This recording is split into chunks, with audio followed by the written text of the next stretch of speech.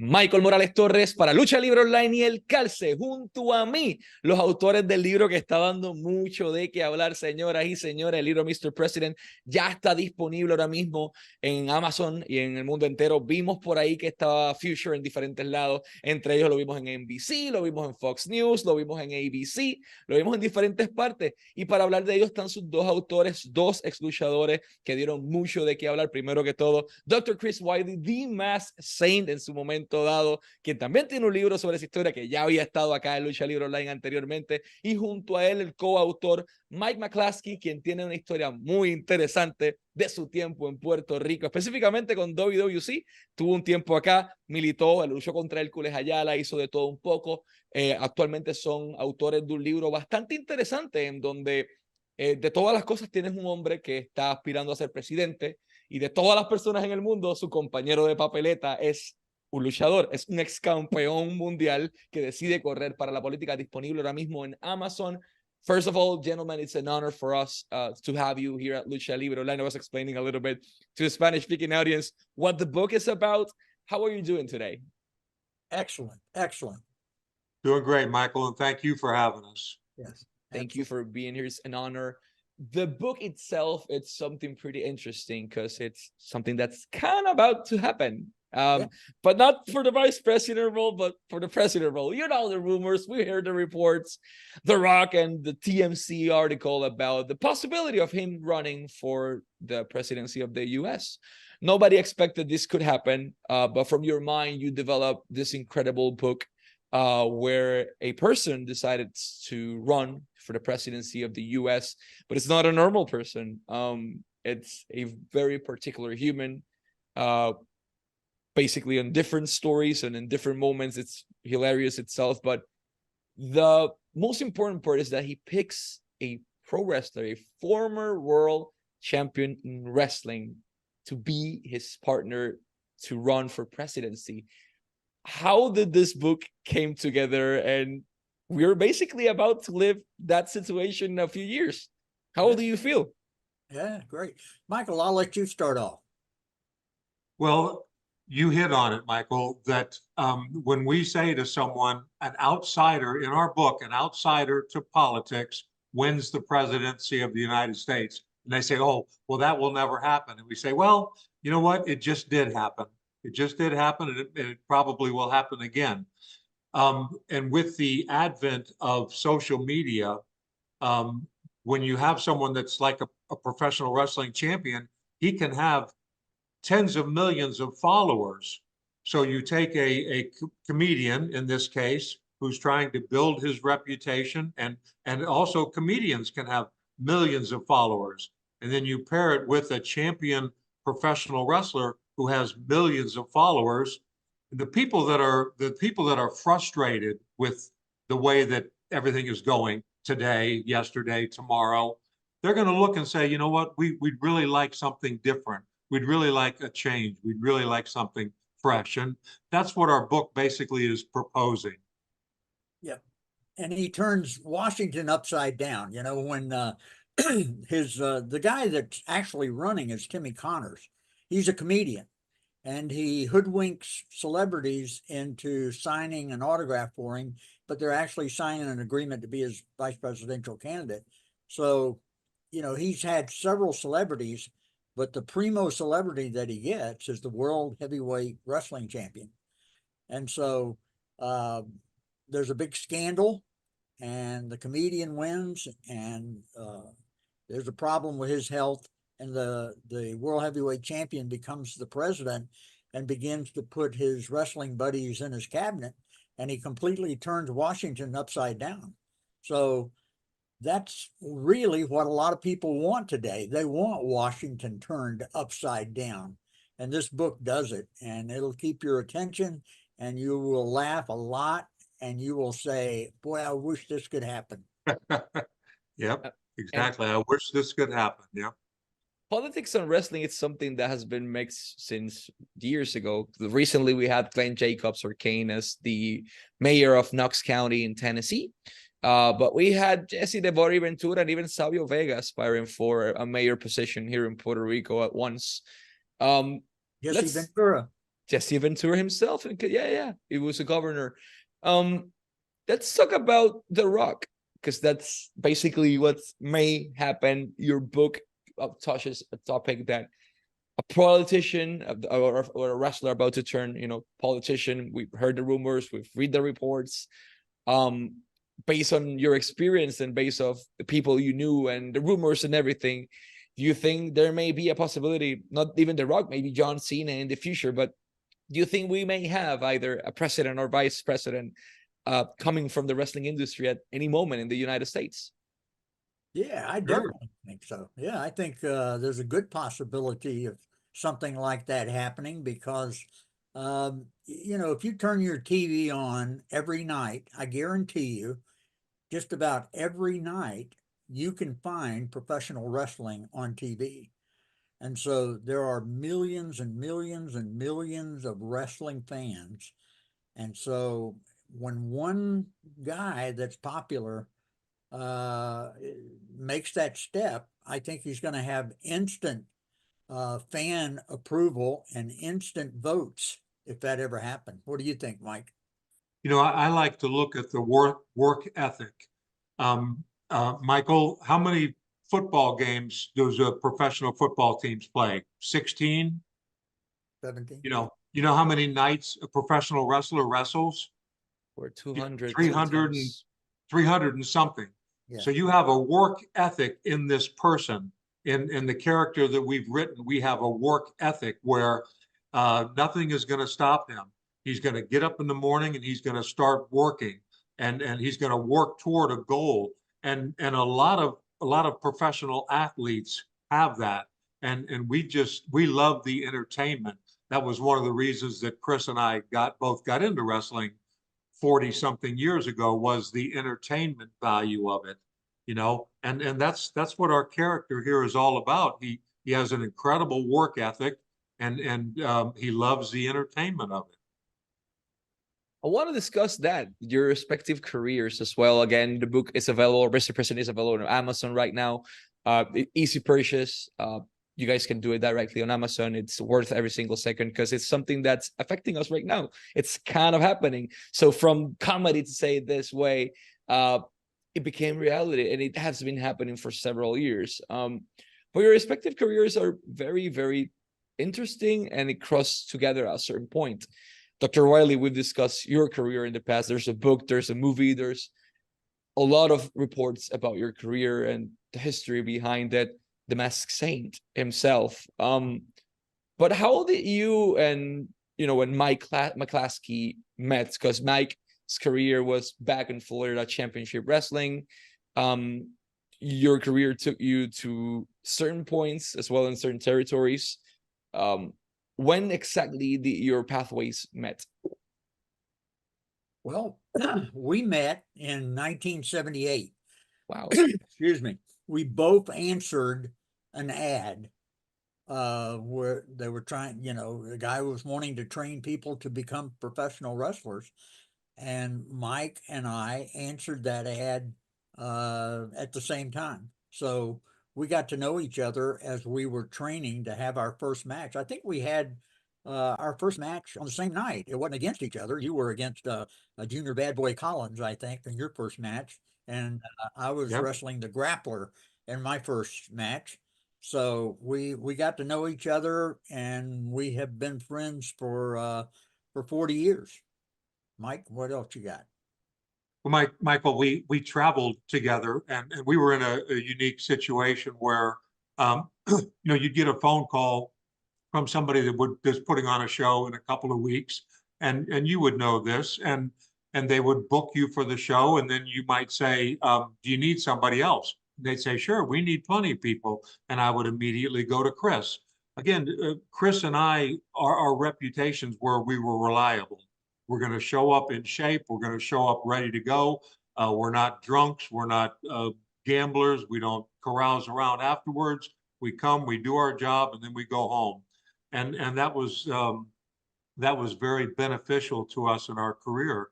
And we helped each other out. There was nothing I ever did where I didn't have Chris in the back of my mind, and there was nothing Chris ever did where he didn't have me in the back of my mind, either going against each other head to head or working as tag team partners. And it was always a pleasure, always a pleasure. Chris, you had the privilege of working with none other than The Undertaker, among many other people in your career. What do you recall of that night you faced such a legendary figure inside the wrestling industry, that it's currently easy one of part of Mount Rushmore of the pro wrestling industry? Yep. Well, this was before he actually became The Undertaker. This was in Dallas, Texas, and he was from Texas. So that night I wrestled somebody else. I wasn't supposed to work against him. And then after I worked my match, I went back to the dressing room because my wife and both my little girls were there. It was a Friday night, and they would go, and then after I wrestled, we would go out and do our family stuff. On this particular night, I wrestled. I got back to the dressing room. I'm taking my boots off, and the promoter came in and said that the guy that was supposed to work against Mark was not going to be able to make it, and so he needed somebody to work twice. And I raised my hand because I knew this kid, because this was 1988, and I knew this kid was going to be a superstar, and I wanted to work against him. He was a great, great worker, and we had a great match that night. And I wish that I had had the opportunity to work against him several more times, but unfortunately, I also got out of wrestling in 1988. And then once I got out of wrestling, Mark went on to WCW, and then from WCW, of course, to the WWF, and Vince turned him into the Undertaker. And, you know, you're talking about a guy who has wrestled for 3 decades. I don't know how many WrestleManias he was in, but he seems like he's been in just about all of them. But he was just a great, great guy to work with, and his life has really gotten better since he got married. He's become a Christian, and doing a lot of taking a lot of opportunities to share his faith now. So I'm just thankful that I had the opportunity to get in there and work against him.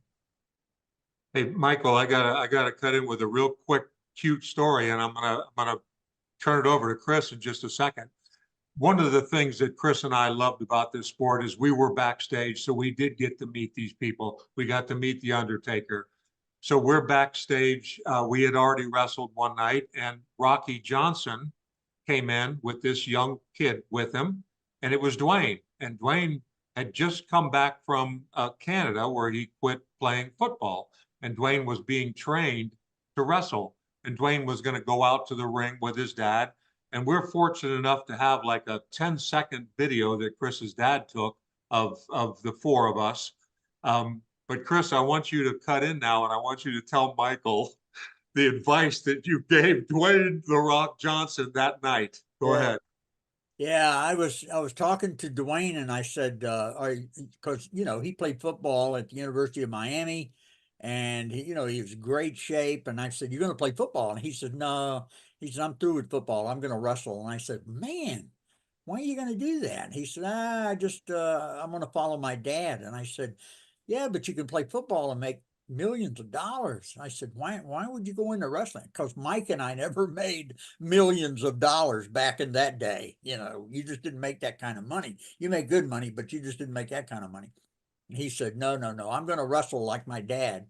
And I said, "You're an idiot. I can't believe you're doing that." And the next year he was with the WWF, and he made $6 million working for WWF. And then plus he had a book that came out and all kinds of stuff. So it's a great thing he didn't listen to my advice. That's a cute story. That's a great memory for us, you know, to be able to say that we were in the locker room with Dwayne Johnson and his dad before he became anybody. Yeah. Your story inside the industry itself and the territory days, life was rough. There was a lot of alcohol abuse. There was a lot of substance abuse. There was a lot of gambling, cheating, among many other things. But days have changed inside the wrestling industry, and we can see someone like the Undertaker being openly Christian, The Rock as well, among many other wrestlers that have assured their faith in God.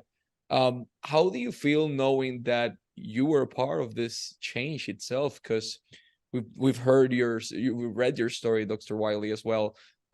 Having the opportunity to change lives, you're doing it every single day, but the wrestling industry was a very, very dark place, and it's not anymore. How do you feel about that, both of you? Well, I'm thrilled about it. I mean, Mike knows as well as I do, in our day, you know, especially when I was in Texas, um, I usually went to the dressing room. I found my little space there, and I stayed there. And I mean, I was nice to all the guys, and they're nice to me. But as soon as the show is over, you know, they're going to strip clubs and bars and stuff. I'm going home to my wife and my two little girls. I wasn't a part of that. I tried to get those guys to go to church with me. I got a couple of them to go. Solomon Grundy, who was really big in Mexico. Yes. Solomon Grundy, one of the first black wrestlers, his name was Tom Jones. Tom was very instrumental in helping me when I was in Texas. Got him to go to church with me, but nobody else wanted to go. And then you look at it today, and you have not only the Undertaker, you have Nikita Koloff, who is a very dedicated Christian. Ted DiBiase, the former, you know, $1 Million Man, who is a very dedicated Christian. Bobby Fulton.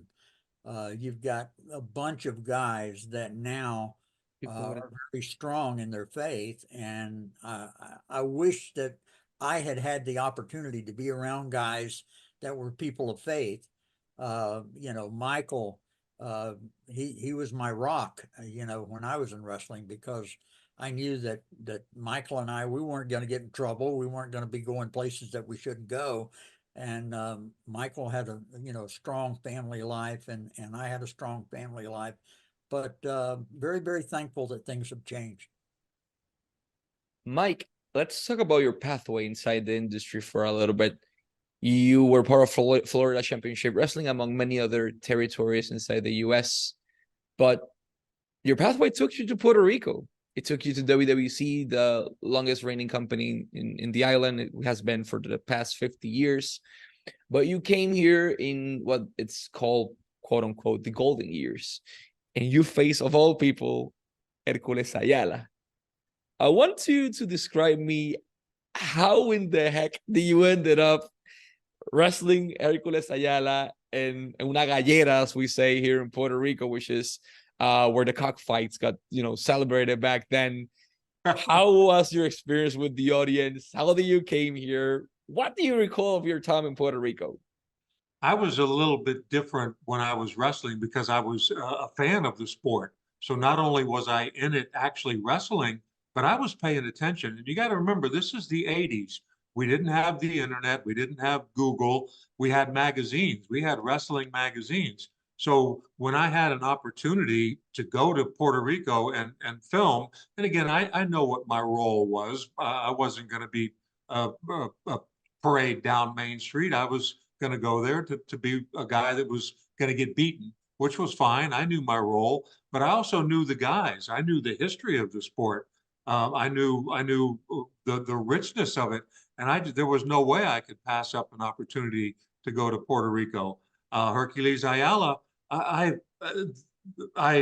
worshiped the guy, you know, and I had an opportunity to talk to him before and after, and I thanked him. I thanked him very much for the opportunity, because what a rich tradition it is there, and everything about it was just a memorable experience, and I loved it, and the people were great. Again, the cockfighting ring was something different because you didn't see that in Florida. I was telling Chris before we started that they were banging their pipes and whatever they could on the metal. And as a kid from Florida, you just kind of look around the ring and say, well, what am I in for here? But again, we're in the ring and we're there to do something. and it was just it was a great experience, and I loved coming back to Florida and telling all my friends about it, saying, yeah, if you get the opportunity to go down there, by all means do go down. It was great. You had the opportunity as well to meet one of our powerful family, Hugo Savinovich, in Puerto Rico back in '88. How was your experience with Hugo? Well, when I look at pictures of Hugo now, that's not the Hugo that I met in '88. Long flowing hair, thin, almost a light bubbly guy. The fellow that I went down with, Tommy Wright, was friends with Hugo, and in fact, they had invited me to go out drinking after the matches. And like Chris said, that just wasn't our thing.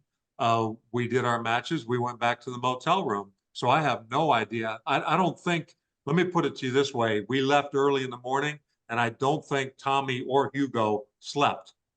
I think when I met Tommy in the morning, Hugo had just dropped him off. But you know, that's Hugo came into the locker room a few times. He was always smiling, always happy. Again, what can I get you? What can I do for you? And for a wrestler, especially in another country, that just is unfathomable, because he doesn't know me and I don't know him, other than the little introduction. But for him to come into the locker room and say, what can I get you? What can I do for you? Is everything all right? It just made it burnt in my memory, because again, it's been 1988, you know, whatever that's been. And when Chris said Hugo is involved, I said, wait a minute, I know Hugo. I remember meeting Hugo, and that stuck in my mind. The one time that we met, it was an hour, maybe 2 hours, and to this day, all these years later, I remember you. I remember you, Hugo. Thank you. This is brilliant, man. Before we go to our last question, I just want to thank you so much for your time. It's been an absolute honor to have you here at Lucha Libre Online and El Calce. Obviously, I'm going to say this in Spanish as well. El libro está disponible ahora mismo, Mr. President, disponible en Amazon. Vale la pena cada segundo de su tiempo. Pueden ir directamente al website, ahí está. Tiene, como pueden ver, el Oval Office con el campeonato de lucha libre en el mismo centro. Algo simplemente peculiar que estamos viviendo ahora mismo, una de las realidades. Y pueden, para más información, ir a mrpresidentbook.com o simplemente hacer clic aquí a la parte de abajo, mrpresidentbook.com, y los va a llevar allá para que vean toda la información. Y de igual manera está disponible en amazon.com para todos ustedes para la venta. Gentlemen, it's been an absolute honor. Last but not least, what message can you send to all the fans, both in Latin America and outside of Latin America, that are following us right now, so they can buy the book, and besides they can buy the book, so they can, you know, immerse into this story and have the opportunity to live Mr. President through your eyes? What's the message for them? I'm going to let Michael go. I've been talking much. You go ahead, Michael. Oh. Well, as we've said before, this book is an opportunity, and it actually can happen. You know, Chris mentioned, or somebody mentioned John Cena. He was a kid that watched wrestling, and then look what he became. This is a book about what you want to do and what you can become. It's lighthearted. It's a very easy read, but it's a book that says, if you want to do something, if you want to become something, and you work hard enough. I talked about that, a work ethic. You work hard enough, you can achieve it. And again, that's part of what Mr. President is talking about is I want to do something. What do I have to do to achieve it? We wanted to write this book. Guess what? We achieved it. We have the book out. We'd love for everybody, all of your listeners, to get their hands on it. And we're going to say, Chris and I are both going to say, it should be a movie that you come back and see us a year from now, and we'll be talking about the movie, Mr. President. Right. Thank you, Michael. Right. Well, Michael, I think that there's a lot of just everyday great people that listen to Lucha Libre online. And I think that there's a lot of people out there who have failed at one time or another. They failed. And this book really says that failure is not final, because Timmy, you know, one of the stars of the book, was a complete failure, just about everything he did, until he never took no for an answer, and he just kept going and turned his life around. And then you have this great young kid that grows up that didn't have a lot of failure, but yet he's still got a lot of people telling him because he's a professional wrestler that he can't do something. So I'm just telling all of your audience out there, you've got something that you want to do. Failure is only final when you quit. So don't quit, no matter what you're doing. Don't quit. You pick up Mr. President book and you read it, and I hope it inspires you to become all that you can become. Gentlemen, thanks to both of you for your time. Honored to have both Chris and Mike here, Lucha Libre Online, en El Calce. And let's wrap this up, pero en español. El libro disponible ahora mismo en Amazon.com. Mr. President, no se lo pueden perder por nada del mundo. Este fue el Dr. Chris Wiley y Mike junto a Michael Morales Torres para Lucha Libre Online y El Calce, porque en español nadie lo hace mejor. Será hasta la próxima.